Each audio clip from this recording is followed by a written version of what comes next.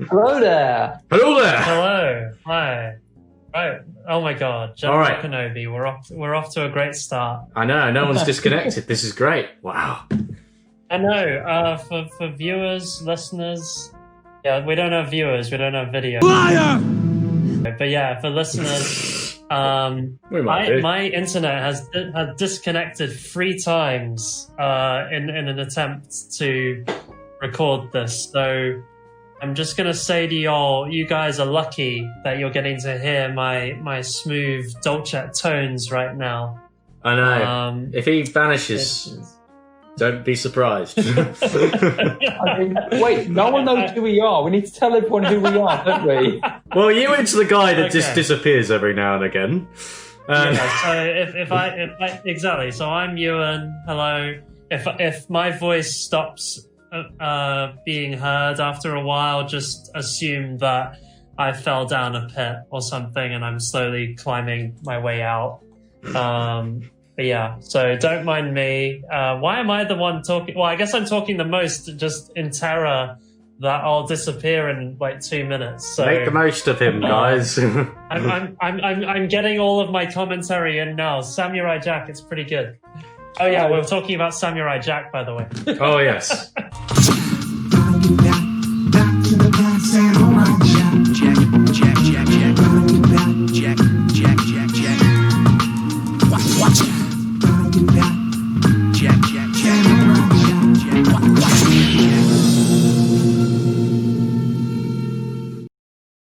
Rob, do you want to introduce? Yeah. Sorry, introduce everyone. Okay, yeah. So I'm Rob, and I'm friends of Euan, and Euan introduced me to James. And funny enough, it was Samurai Jack that kind of started us all 3 communicating, which led to you listening to this wonderful podcast. Yeah. Now, and James as well, the man, the myth, the legend. James, introduce yourself, I guess. Hello. Oh my God. I thought I'd make a weird noise. What was that? Was it? That was me just. Oh, okay. That was me being dehydrated and just going. Again, for listeners, you will know that on the day Saturday, 8th of August, 2020.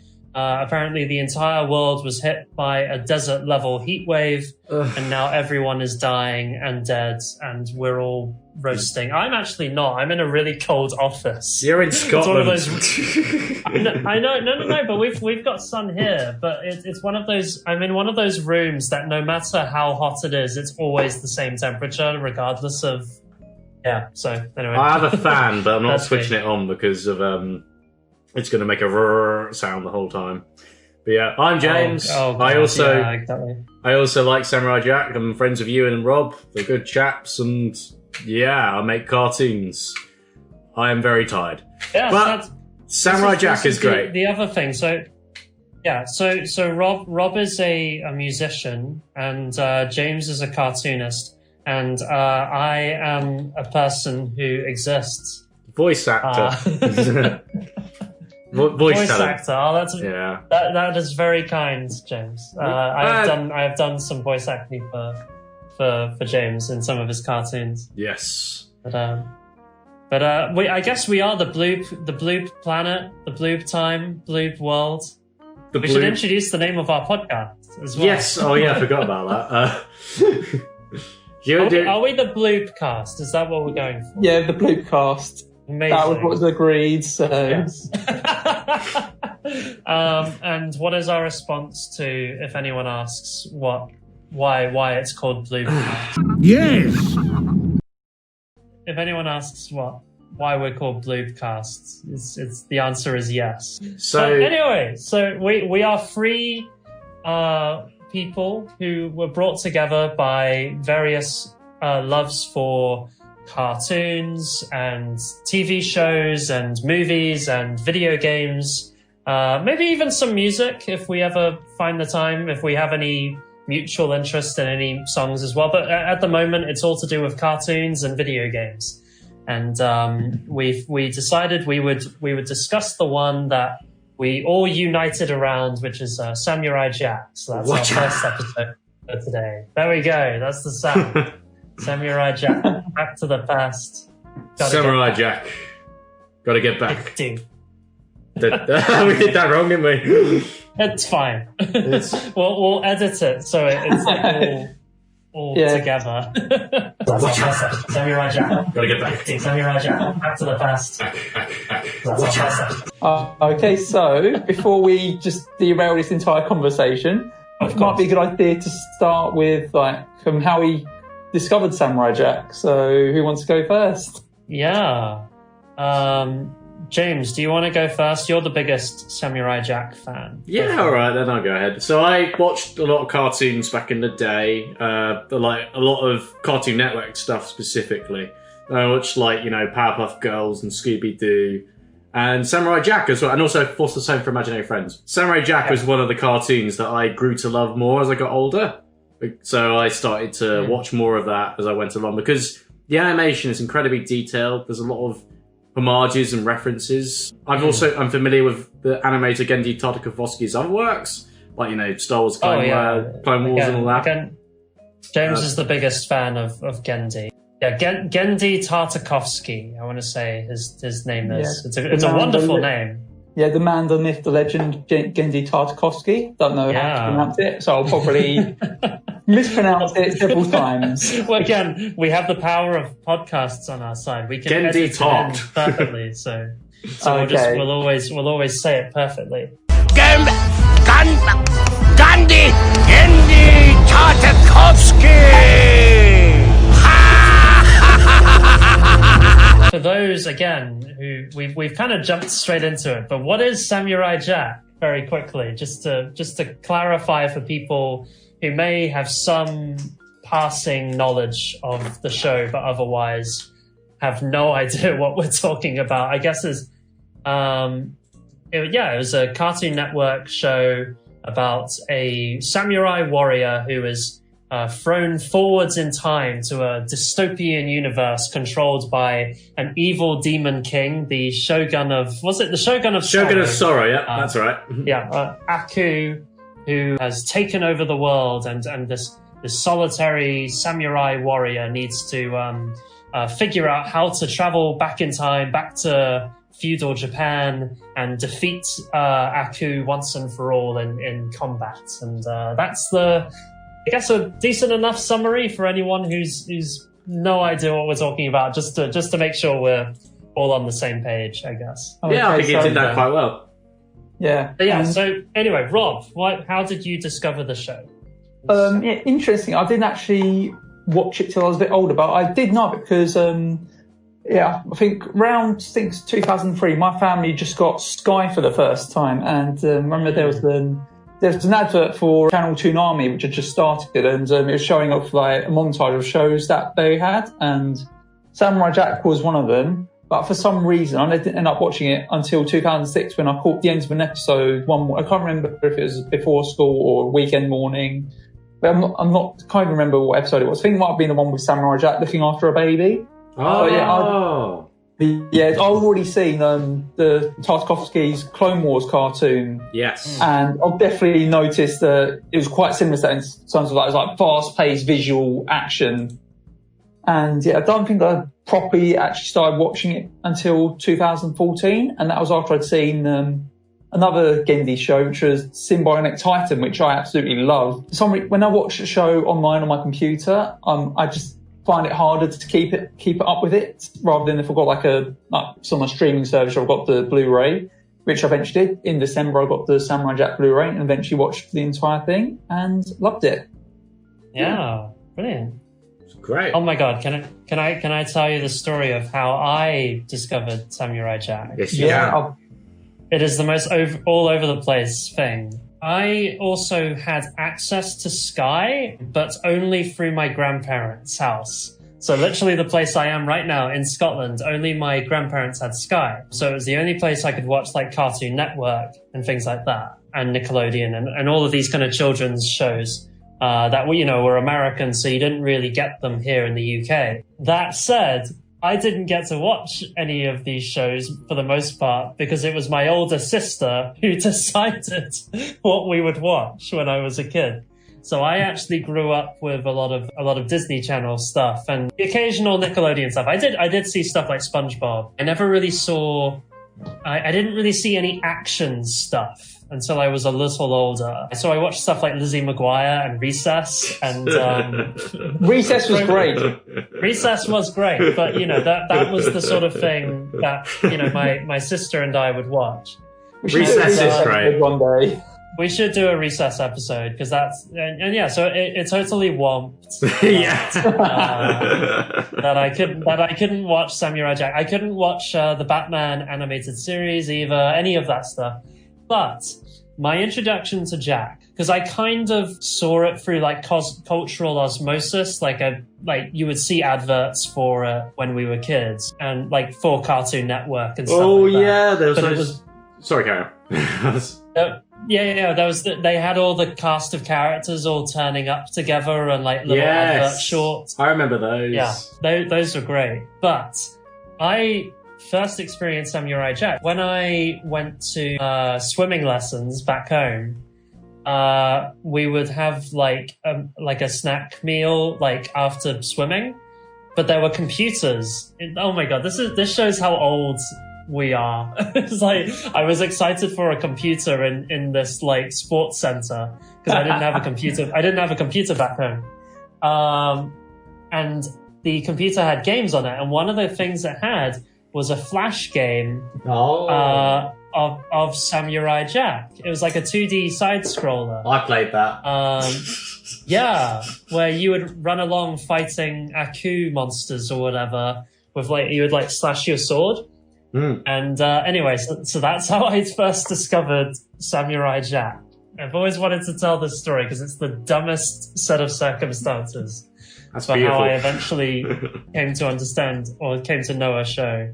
But yeah, so that's me. Do you know what it was? It was James who finally got me into the show because it was at university that we met. And I think, James, you were really into it, and I think you mentioned it a few times. And I kept basically sending you Aku memes, and you were just like, "What is this?" But yeah, it was Aku like doing prank phone calls, and Aku like the extra having ordering pizzas and things like that. Yeah, and I was like, "What is this show?" Like, and then I realized, oh, it's the show I used to play the game for when I was like 7, Exactly like what happened with Reboot.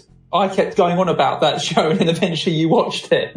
Oh yeah, like, oh god, we'll do a later episode on Reboot. Reboot is Rob's favorite show, and yeah, Rob had literally been telling me about Reboot since like, I think the day we met, which was about 7 or 8 years ago. Yeah, December 2012 maybe. Yeah. And it was only last year that I sat down and watched a bunch of them with you, and I watched them finally because I was like, what is this show? Like, you've kept talking about it all this time. I'll finally sit down and watch it. I think it's the fact that I did a whole blog talking about every episode that finally got you to watch it as well. Oh yeah. The blog was, so Rob did a whole blog on it, and it was great. It was really well researched. It was really interesting. Yeah. So well done, Rob. Rob's also introduced me to Reboot as well, so I'm kind of 12 episodes in, and for viewing, what you introduced me to is Fallout.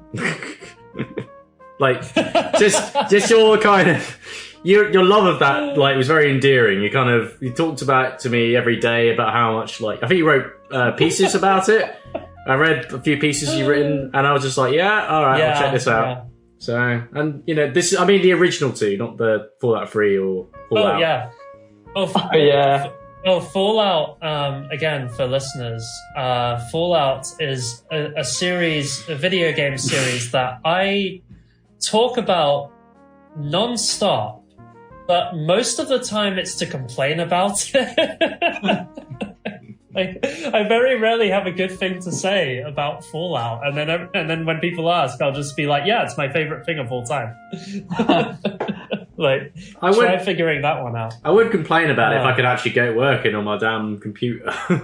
I mean, that's the thing, isn't it? That's a whole other. That's one of the reasons why I complain about Fallout is because it's utterly unplayable today. Yes, because I want to play New Vegas, but I'm not getting PlayStation Now just to stream it because that's not going to work. Yeah, no, exactly. It's a complete mess. Even the original games have a lot of problems starting them up. They're not easy to get on your computer these days. Okay, anyway, back to Samurai Jack. Yes, Samurai Jack. No, but there's something that feeds into what you talk about with Fallout. It's that I hope you guys don't mind me talking about it, but it's the premise of Samurai Jack. I really love it. Yeah, go it's a really unique thing which you won't get in any other media, I'd argue. It takes place in a science fantasy dystopian future in which most mythologies, if not all mythologies, are true. Like Norse mythology is mentioned, like Egyptian mythology. It's all in one universe, along with all this crazy sci-fi shit on in the background. And it's just so wonderful. Looking back at it as an adult, I just think, how inventive, do you know what I mean? It's such an inventive concept. Yeah. And this is coming from a kid's cartoon. It's amazing. I think that's going to be a recurring theme in these episodes. We're going to say, this is a kid's show, but it's got really intricate lore and all this great stuff in it. Yeah. But that's the thing. It's so kind of subtly adult. There's so much violence in it, and obviously they put robots in to get away with not putting blood in and stuff like that. But then the 5th series came around. Yeah, I think. Shall we discuss the 5th series now? Because I've got some things. Yes. Go for it. Yeah. So the 5th series, which those who know came later, which was an Adult Swim kind of concluding series, which came I think about 10, 12 years later. Mm-hmm. I could be wrong, but yeah. It's got a very different feel, but I don't feel that's unwelcome at all. And I love how they kind of deal with the mental state of the characters, particularly Jack after he takes the life of a human. Because up to this point, Jack's only been fighting robots, aliens, monsters. Suddenly he sheds human blood, and he has a whole mental thing about it. Yeah. Okay, and then also the use of blood in the season as well. It's it's never overly graphic or gory, but when it appears, it's very shocking. It's not gruesome and violent for the sake of being violent in a Tarantino-esque sort of way. It's more of a kind of over-the-top anime kind of way either. Yeah, exactly.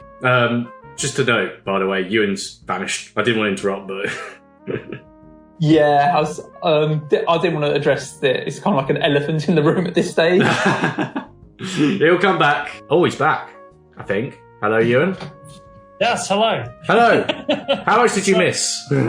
I don't know. I was talking about something. I was talking about the various cultures represented.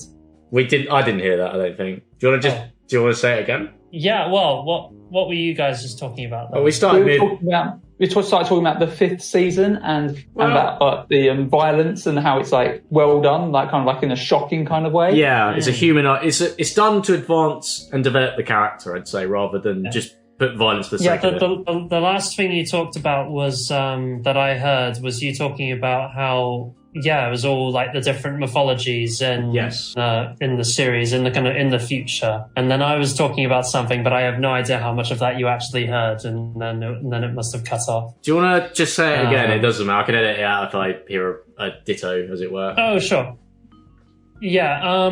The only thing I really wanted to say was that we kind of see that beginning of cross-cultural stuff in the very first episode. Did I say this earlier, or is that all? No, it doesn't sound familiar to me. So oh my god, I was literally talking for a minute without realizing that it must have disconnected. Wow. Oh no. Oh, it's fine. It's I was just saying that it's really cool how they took kind of all of these cultural details in the very first episode and put them all together. So when Jack's going around the world training. Yeah. So again, for listeners in the story, Jack is from feudal samurai Japan. I won't spoil what Aku is, but he's basically a demon king. Comes along and starts wrecking his home to the point that he's sent off to go train around the world so that he can eventually return home and defeat Aku. And it's great. It's just this wonderful montage sequence of Jack going around and learning these different arts. But it's all like trans history, I guess, where it's like all of these different parts of history he seems to travel to. What I love about that first episode is that whole first episode could easily have been a series by itself. Yeah. With Aku being like the series finale, but no, they can manage to successfully condense like a series worth of material into like one episode, and it's just so well done. Yeah, it's great. It establishes how vast the world is, basically, in Samurai Jack. And this is like, and the history as well. Like, as you say, you could make a whole series out of it. There are episodes detailing like Jack's past during this time. Like there's one where you see his life in Egypt, in Africa as well. So, but yeah, no, it's like, you get the feeling that this is a built-up world, and that is really clearly shown in the first episode, as you say. Like, it's a big world of different cultures and histories and stuff like that. And you think there's a lot of stories in this show, basically, there's a lot of possibility as well in the world that, like, you know, Samurai Jack takes place in. And that is really cool. And then they go even further and bring him into the bleeding future, and still somehow put him in the future. And it's even more like bloody storytelling possibilities. It's just like, it's endless stories with Samurai Jack. I remember one of the animators or storyboard artists saying, I don't think I want an ending to Samurai Jack, I think he said, because I just want to keep seeing Jack keep having adventures and doing all these amazing things, and you know, the journey's more important than the end, as it were. That's what I found with the first 4 series. It feels more like an anthology series. Like most episodes involve like Jack, he ends up somewhere and he has to fight something or someone. But one kind of downside to it is when you're binging it, it kind of feels a bit weird. But I think that's because it wasn't designed to be binged. It was designed to be watched like one episode at a time rather than watching like a whole chunk of episodes at once. Yeah. Exactly. I know. I agree, because it is basically a lot of the time it's the same plot. You know, it's like Jack turns up somewhere, meets this weird flavor of culture or maybe animals or people or whatever, and they're being attacked by robots or monsters or bounty hunters or whatever else, and Jack has to stop them, and that's the plot.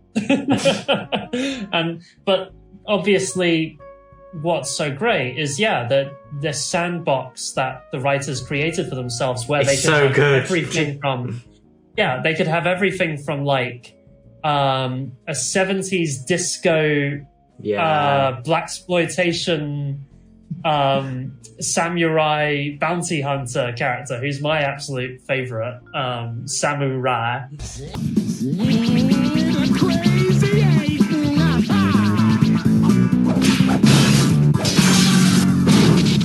Then there's a sucker punch. Did you look up? and then the next time he's fighting alongside the 300 Spartans. Sparta! Yes, Scotsman.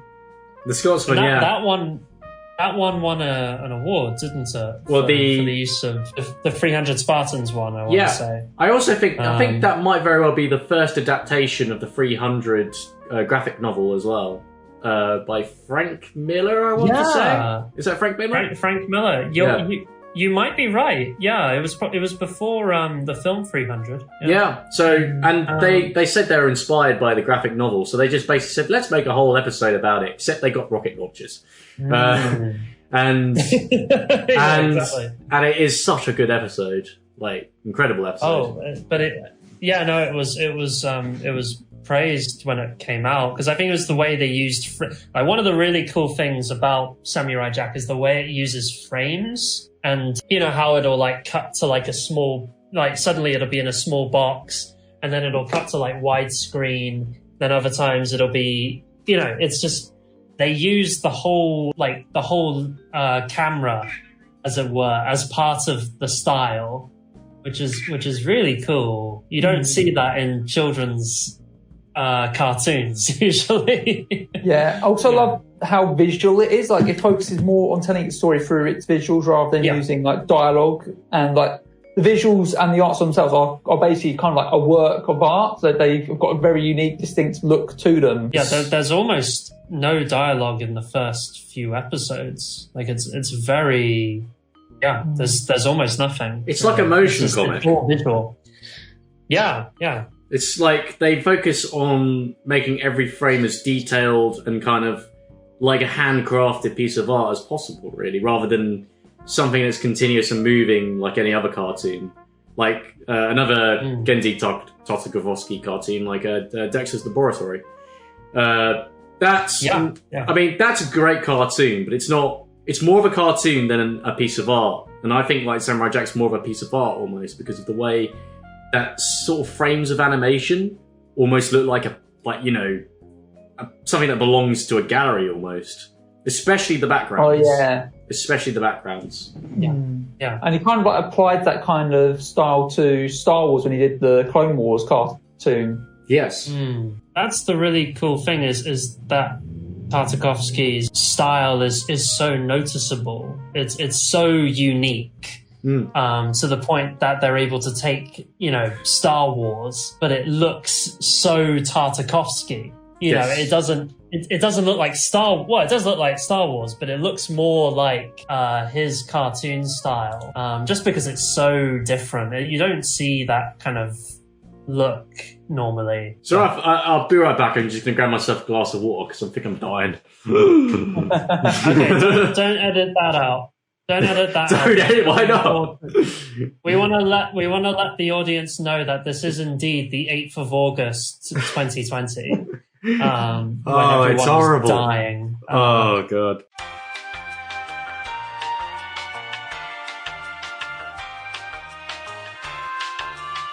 I just want to quickly introduce the fact that there was a big, unless you guys have already said that there was like a big time gap between seasons 4 and 5. Yeah, but we did say it's kind of like 10, 12 years between. Oh, okay.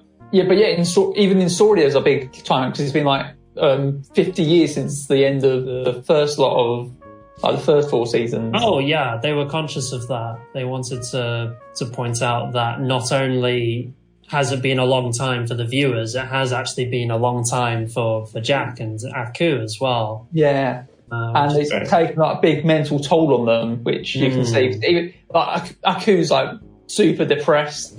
That is funny. We should point out, Aku being the villain is one of the funniest villains in cartoons. Yes. Like for such an action-oriented series, Aku is really funny. Kind of like Zurg in Buzz Lightyear of Star Command. Yes, yeah, definitely. What do you mean Zorg? Zurg. Sorry, Zurg. Zurg. I don't know who Zorg is, ignore me. The heat's getting to my brain. I am Zorg. I want to quickly talk about Buzz Lightyear, because there's a line in that's hilarious, and it's actually very Aku, where Zurg says, target the planet with loads of orphans. And like, Buzz Lightyear goes, he's like, you fiend! And he's like, haha, I knew that would get you. It's target the planet of widows and orphans. That was it, I think. Right, Could I talk about a moment in that cartoon? I mean, the original movie. There's a bit where he has his accomplice, and he goes like, I shall call you Agent C, and he just goes, that's stupid. He's like, raw! Right, like, yeah, give your villain some flair is always a good shout. Give them like, just, it doesn't even have to be like Aku is never like not evil. Like he you know what I mean? He even though they make him a funny character, they never sacrifice the fact that like he is a horrific monster that's destroyed the world. You know, like what about they do a good job of balancing it. There's the Samurai Jack episode where, like, it's Jack versus Aku, I think it's called, and I think I know what you're talking about. Is that the one where he made the deal with Aku that he won't use his sword for the fight? Yes, that's the one. And he's like, I'll give you a ride if you want. yeah. There's a brilliant scene where they're just looking at each other awkwardly, like because they've just it's the first time they've ever been civil with each other. And it's just them standing there awkwardly going, well, see you in a bit. Yeah. The sound editing in that scene's amazing, because there's a bit where he's just like, I will see you there. And he's like, in human form, it's like, what? And he just like cuts off the music. And I'll see you there! In human form. What? I reckon.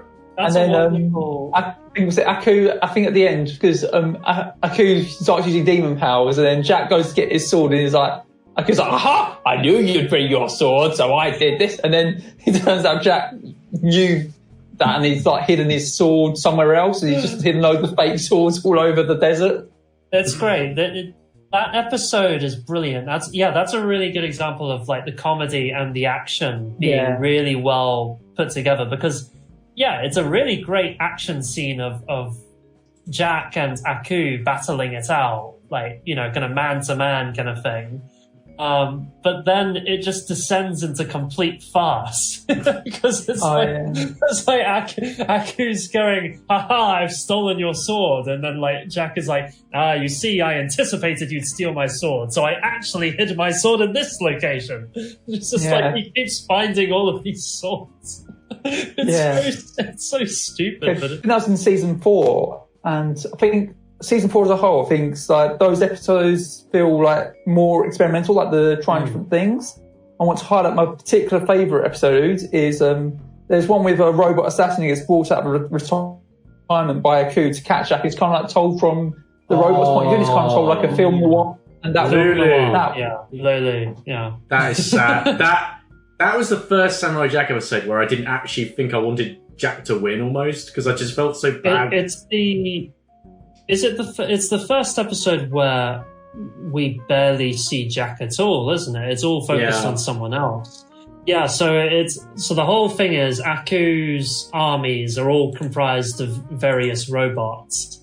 And apparently there's this one robot that was left from an old squad or whatever, who's survived and has like started to have his own life kind of thing. He's developed a personality, and he's got a dog called Lulu. But then eventually Lulu is kidnapped, and they tell him you have to kill Samurai Jack to get Lulu back. And it's just a wonderful, film noir, this story of like this sad, like trench coat wearing robot who's like sent off for one last mission. It's very Humphrey Bogart, very Maltese Falcon stuff. It's great. And it's very sad. It's like a very sad story. It is. It's very emotional. It's like they're playing like saxophone music. Yeah. It's great. It's always raining as well. Oh yeah. That's a beautiful Do episode. some rain now. Yeah. Please rain. Please, I could do with some rain. Dying. but that's the thing. We've talked about this. My favorite one, the samurai, but also everything from that 300 Spartans to film noir. Like they really did create like a play box where they could pick out whatever genre or whatever story they wanted and just put Jack in it and just be like, this is what Jack has to deal with now. Yeah, and that's why one of the reasons I really like Reboot, because they have a lot of homages to all of it. Like they throw like the characters into like Mad Max, Evil Dead, and even like something as obscure as The Prisoner, which like as a kid watching it, you're like you're not going to get it unless you've seen The Prisoner. But I think what Reboot did so well was it didn't rely on the reference, because they just told good stories and just had the reference as kind of like a backdrop to those stories. That's a really interesting thing to point out, actually, because I'm thinking of Fallouts. You know, so we've all kind of brought up the various things that we love, and Fallout has a lot of cultural references as well. Like sometimes very blatant. Like you can run past the TARDIS at one point from Doctor Who. Which is funny because there was when you showed me that, it reminded me of the Doctor Who episode with where Doctor goes to the end of time as the future kind, and then he finds out the Master's there. Oh yeah, like the end of the world kind of thing. Yeah, and but it's a really interesting thing because we kind of want the Bloobcast to be mainly discussing 90s and 2000s culture, just because we're all a little obsessed with stuff from that era. But one thing that you do find with that era was the interest in cultural references, like the amount of stuff that people loved to reference in their work is really interesting. Like, you know, and the other one that we're wanting to do at some point is The Simpsons, which is just ridiculous for the amount of references that has. I think that has a prisoner reference as well. Yeah. Which one, sorry? I think that has a reference to The Prisoner as well. Oh, it does. Yeah. Marge runs away from Rover, the ball, at one point. We should do a Wallace and is it Gromit one. Rover, Robber, something like that. Anyway, back to Jack. Yes. Yeah. So you guys kind of touched upon season 5. Yeah. While I went AWOL. Well, speaking of Mad Max, season 5 goes well into that. Yeah, definitely. Jack gets a motorbike. Yes, and he wears a mask. He has the whole gear. He has a machine gun as well.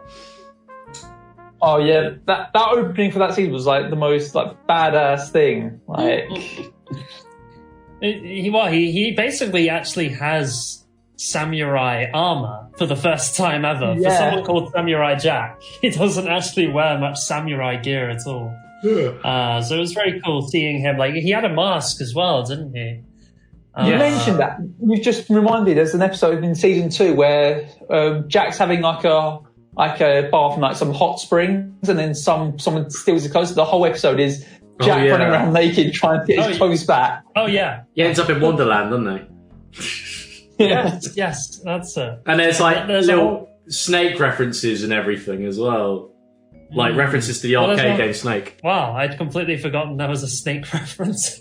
Oh yeah. There's an episode where Jack has to like remake his shoes because he has he has wooden clog shoes and they're great. But it just shows how wonderfully small the show could get sometimes. Like, you know, for a show where the whole thing is him fighting the forces of darkness, trying to save the world.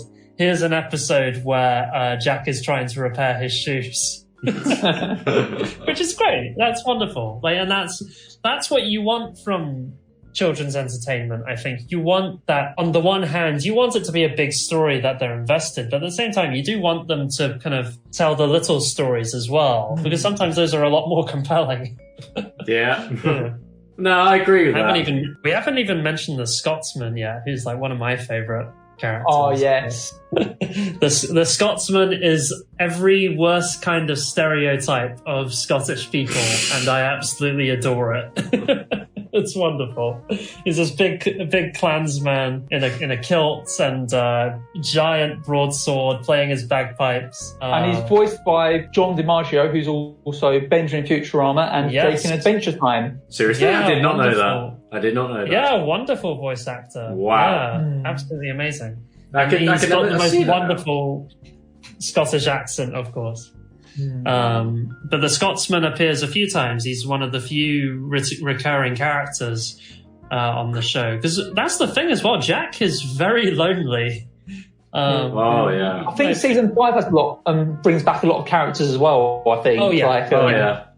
Well, the Scotsman returns. With all his daughters. Yes. it's like 1,000 daughters or something. And they were like, Dad! And they all look like the girl from Brave. They all have like huge red hair. That's actually a good comparison, actually. Oh, yeah. You know, it's like, especially like Americans depicting Scottish women. How do you do that? Well, big buxom women with huge red hair. The Scotsman did love his wife. The Scotsman loves his wife. Oh my god, yeah, they love each other. Yeah, that's the second time we saw him as well. Scotsman comes to find Jack to say, "Oh, my wife's been kidnapped." I'm not going to bother with the Scottish accent because that was dreadful. But that's like, my wife's been in. kidnapped. Coming. It's really lovely. It's the first time because he's such a big, loud abrasive character, and then here's him being genuinely upset and like you got to help me, laddie. They've kidnapped my wife. very, very, very loath to come to Jack for help, but but then he's a very proud man. He doesn't like to rely on others, but here he is, turning to Jack for aid, and it's great. It's genuinely sweet. The best bit is when he's getting welcomed into the clan of Scotsmans, and like he has to throw a boulder, yeah, and he ends up throwing another Scotsman, just like, I can do this, and then they treat him to haggis, and he's just like, ooh.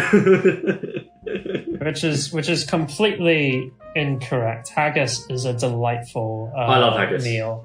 Yeah, I love haggis.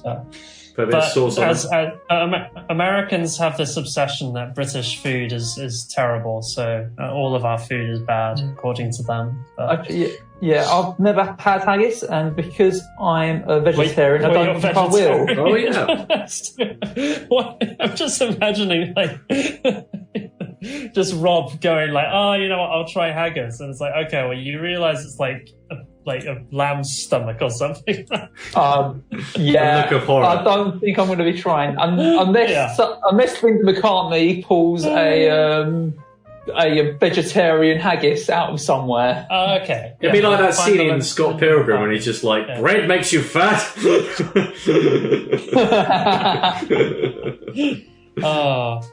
But yes, season 5. So season 5 was it came back basically from like popular demand, right? Like, yeah, it was like 12 years later after the original show ended, with a loving conclusion. Yeah, Adult Swim came along and were like, we wanted to do more Samurai Jack, and I guess Gendy was like, yeah, sure thing, give me money, please. I always imagine with like creatives, especially people like Gendy, it's worth noting that I don't think Gendy was quite satisfied with the ending, and I think there's a lot. I have a lot of issues with the ending. I won't spoil it here, but basically, he felt like he could have had a bit more time to do it, and it was the first time he had been doing 2D in a long time. With that being said, he's been doing Hotel Transylvania, hasn't he? Yeah, and he also he almost did the Popeye movie as well. But that being said, there is a video game sequel coming out which continues the story. There is. Oh yeah, I heard about that. And apparently it's canon. So one of the things I've got it written here. There's a new game coming out. Are you happy that the show has finished, or do you want more Samurai Jack content? I guess like you've just answered that. Yeah, more, mate. I'm gonna chime in a little bit because I'm one of those people who likes things that have like a definitive ending. So I don't. That's when Disney announced they're going to make a new Star Wars trilogy. I was skeptical because I thought Return of the Jedi was like a great way to end it. I'm not going to get into my thoughts on the sequel trilogy because we'll be here all day. We'll be here all day, yeah. Yeah, it's in short, yeah, I like the first season, not the last one. But yeah. Well, that's a good example though, where maybe it's better to just end things there. You know, like Return of the Jedi was a good ending. Why spoil it, kind of thing. I have a bit of a controversial opinion. I feel like you can make art after it, like you can continue a story, as it were, and I think it's up to the reader and the consumer or the audience to choose whether or not they consider that as canon. So, like for me, that's what I do with a lot of comic books because, like I can't be. I mean, I read comics, I dip in and out of them, but it's kind of like I don't want to like continue like keep reading a story that's going. That's why I don't like anime or manga because there are these stories that have been going for like 20 years. They go on so long, man. I can't even. Yeah, so look at the length with of comics, like I get to like an end of a story arc, and I think, okay, that was a good end of the story. I think I'm gonna leave it here and stop buying them. Maybe kind of like read synopses for what comes next, and then I'll leave it there. Yeah, I think what's good about the idea that there's going to be a Samurai Jack video game is that it kind of goes back to the Flash game that I played. It's like, but it's like, of course there needs to be a Samurai Jack video game. It's the most action-packed TV show ever. You know, It's gonna be perfect so good. for I think a game. there was one on the PS2, but obviously we can't play that unless you have a PS2 or an emulator. But we don't want Sony coming round here and arresting us for... Please don't arrest us, I like Spider-Verse. Even then, like, PlayStation 2 games are notoriously annoying to emulate, so... Yeah.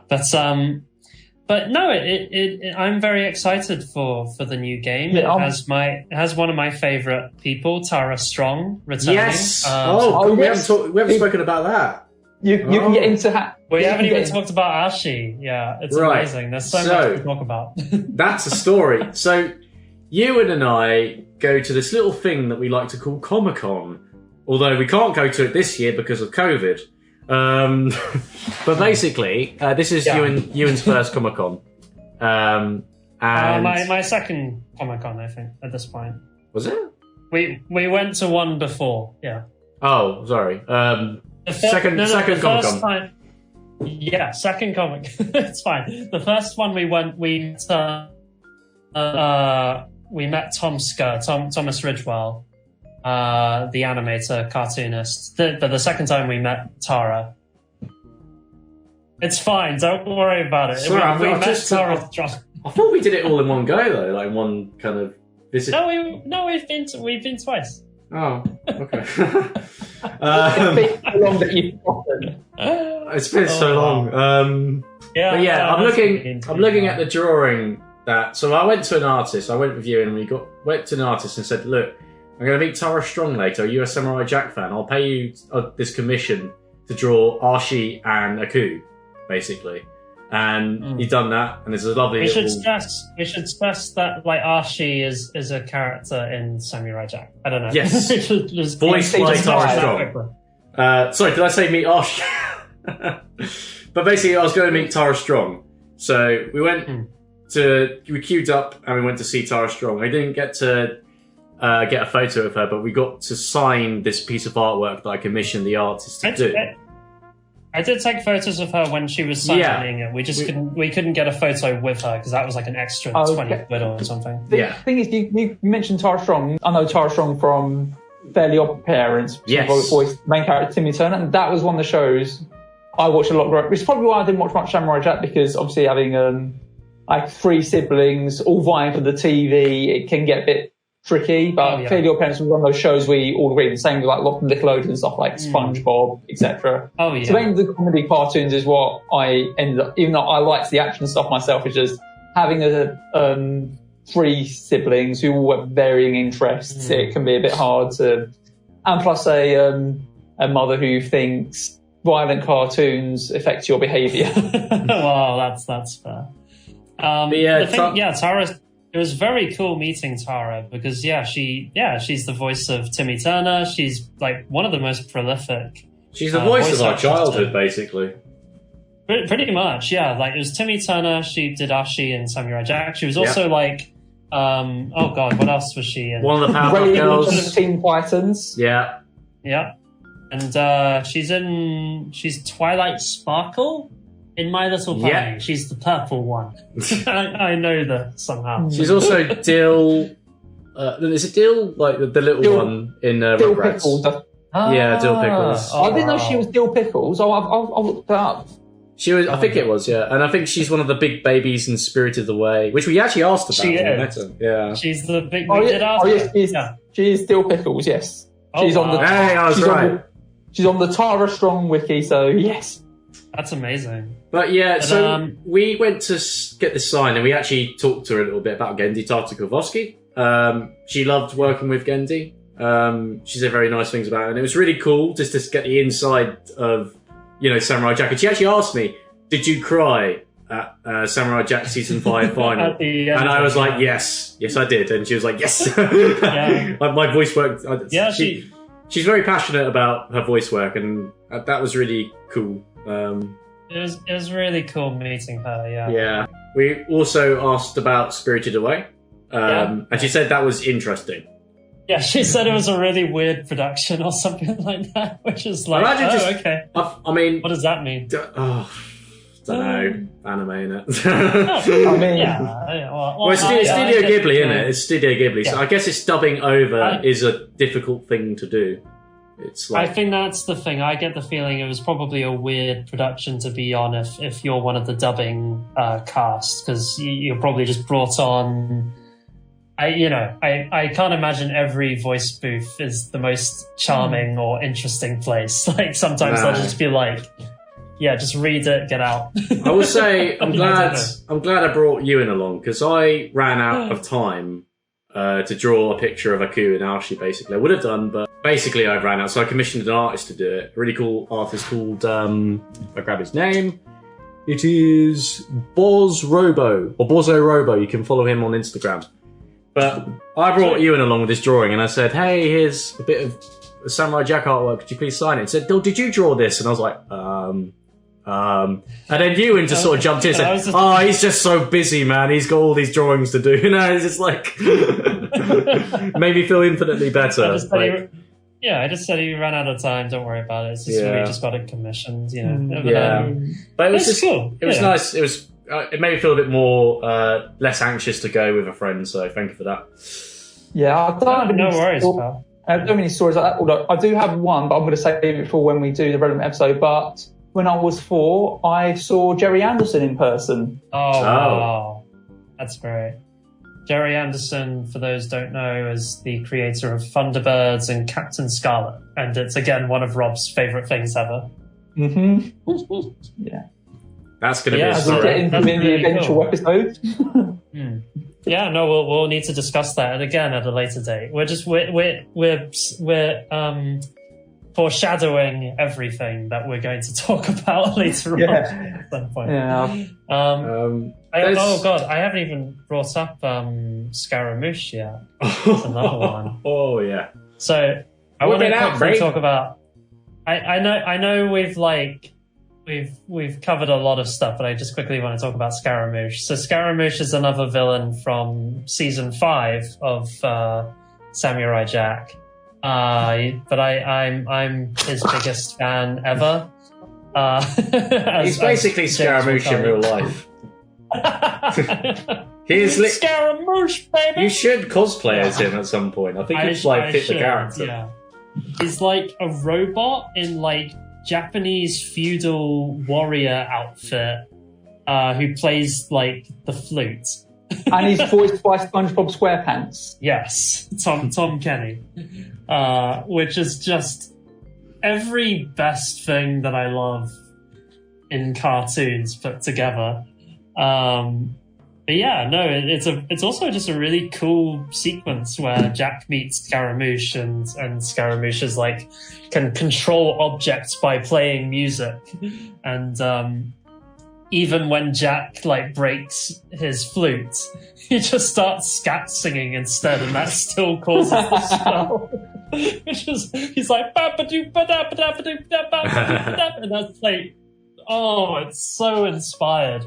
And that's like, yeah, that's Samurai Jack at like its best when it's just this really cool concept that like a villain or story kind of revolves around, and then Jack has to like come up with a clever idea of beating them or figuring out how, you know. Yeah, exactly. Which is, again, I know Scaramouche is coming back for the video game, so I know it's going to be so good. Well. Brilliant thing with Samurai Jack, just the amount of detail, the colourful cast of characters. Despite the fact that, as I said, like Jack is pretty lonely throughout the series. Like he doesn't have many relationships with people. Like there's just Ashi, the Scotsman, and Aku, I guess, really. Oh yeah, and the Ashi stuff is very emotional, especially the ending. Yeah, which we will try not to spoil, but we'll cut. I'll let out spoilers if we say anything. Well, the ending does. All I say is like thing with time travel is when things happen through time travel, there is always some kind of weird paradox to it. Which so why when I finished watching Samurai Jack, I was like, hang on, how can this? Yeah, if this happens, then this can't happen. I actually love the. I think maybe I'm in the minority here, but I actually love the ending. I like the ending. I liked the ending just fine. It was just the whole. The logic is probably that's the thing. I love the ending. But I question, but it's fine. It's just fine. I don't care. The thing is, I just wish a certain other show that I'm into would get a similar kind of heartfelt concluding series, but sadly, we do not have that yet. But we will get into that in a future episode. We may or may not be talking about reboot. Samurai Jack was incredibly. We were so fortunate that we actually did get to have an ending where, like, it didn't just because it did just end at season 4, like it just stopped. What was the reason for that, James? Do you know? Did they just run out of money, or they didn't sell enough action figures? I think it was something like that. The commercial value. I don't know if you know of Young Justice. It was kind of like a DC animated show. It was done by the guy who did Gargoyles, which is going to be another episode. But basically, Young Justice ended up getting cancelled because apparently more girls start watching, and then the big men with the charts are like, "Oh, girls don't buy action figures," so then they cancelled it. What? Wow. Yeah. That's ridiculous. People need to realize, very blatant sexism was very alive in the early 2000s, and it affected so much of the media we consumed in those days. The amount of executive decisions where they were just we don't like this girl character, or girls like this, so let's cancel it. It's like Korra. The creators of Korra struggled to get that off the ground because Nickelodeon were like, "Oh, boys aren't going to watch it because the main character's a girl." But then they tested it, and the boys didn't care. No. Yeah. Exactly. Why should they? That's a really interesting thing. Yeah, the fact that it's actually the adults' prejudices and not the kids. Because why would the kids care? But lots of boys like Powerpuff Girls. And I liked playing Tomb Raider as well. I shouldn't have been playing Tomb Raider when I was 8 years old, but I didn't care that Lara Croft was a girl. I just thought it was fun. Yeah, it is adult prejudices. Really, when you're in your 40s. And you have some rather questionable views of women, you naturally think that, oh, well, a 10-year-old boy is going to have the same opinions as me.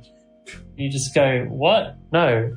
Get out of here, Grandpa. What is this? And also, action figure sale and toy sales is why Symbiotic Titan, Gendy's other show, got cancelled because apparently they didn't. There was no toy line to support it, and it's a show about giant robots and with loads of monsters. How can you not make toys out of that? The amount of shows that we're going to talk about that, again, the commercial side was basically the reason why the show existed. Was, we need to sell toys. And that's changed, I think. Oh, definitely, yeah. You don't see, I guess you do see toys of, Steven Universe, but it's I'm not hearing about them at any point, and I don't think that's the sole reason they made Steven Universe or whatever, or that's just a random new example. I'm sure. Actually, you know what? I really want an action figure of She-Ra because I'm a really big fan of that show. I need to watch that show. It looks so good. Someone get me an action figure of She-Ra. But again, I don't think they made She-Ra to sell toys. Despite the fact that the original series was made to sell toys. Oh, yes. And back in 1985. Of course, the new series pissed off the Gammon because they gave her a less revealing costume. Oh, yeah. that was the controversy. Oh, God. It's why are you watching well, actually, no, to be fair, why am I watching a show for, 10-year-old girls? It's fine. The whole thing with... this is another with the Thomas the Tank Engine fans that exist. They complain about how this show that's made primarily for infants doesn't have the storytelling's not up to scratch. And if you want, it's Thomas the Tank. You're not going to get Breaking Bad quality storytelling out of Thomas the Tank Engine. I'm sorry. Well, imagine though, imagine they had an MCU storyline or something in like Thomas the Tank Engine. It would be fucking amazing. We are an interesting. Yeah, we kind of exist on. Let's say we're on like the sane part of the fan culture spectrum because we are adult fans of children's media, which is like, I think that's completely fine. That's completely valid. You're allowed to enjoy whatever you want at whatever age you want. But it is, there is a cutoff point between where we are and the fans who write op-eds about how She-Ra's dress needs to be more revealing. Or Thomas the Tank Engine needs to have a darker, more adult story. To be fair, some of the oldest stories of Tom. I mean, I can appreciate Thomas, but I'm not like a diehard fan. I wouldn't say I'm a fan of it, but in one of the early Thomas episodes, one train refuses to come out the tunnel, so the Pack Controller decides, okay, you're not coming out that tunnel, I'm going to build a brick wall in front of you. Oh, yeah. So you get... so he stone cold murders that train. I remember the film being dark. Like, there was a crossover film where there was, like, live action in places for Thomas the Tank Engine, and it was... I remember there being, like, a very evil train in it, and, like, Thomas has to defeat him, and there's, like, a big battle. Apparently there's going to be a human bad guy as well, but they had to cut it out because people thought it'd be too scary. Wow. Is it alright?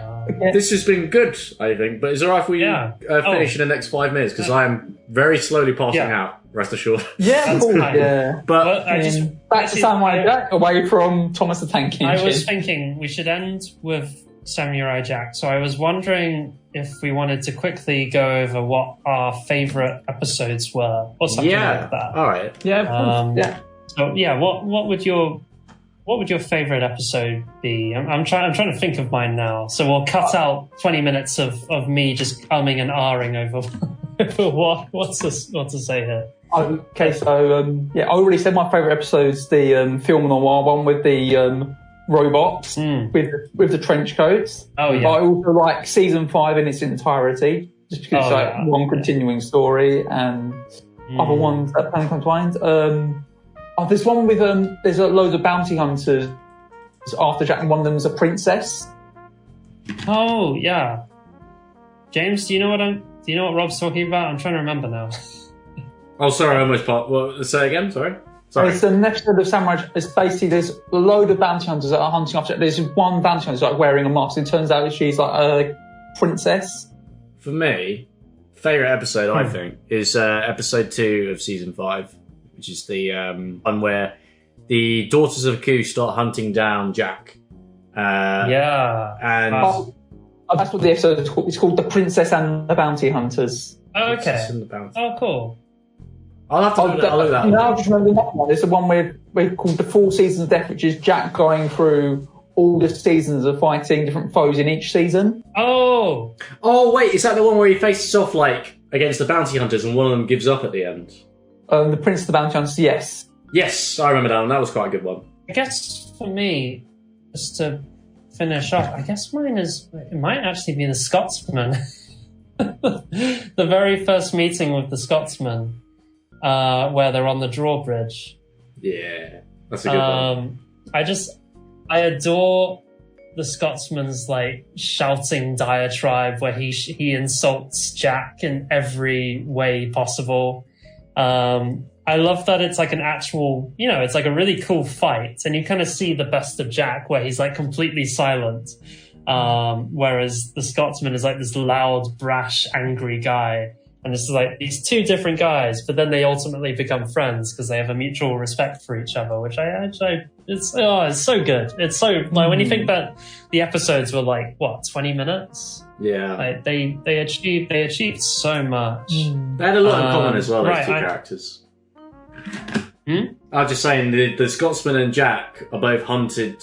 Like they got bounties on their heads, and they both kind of like discover that as they go along. So they're like, we've got a lot in common. Yeah.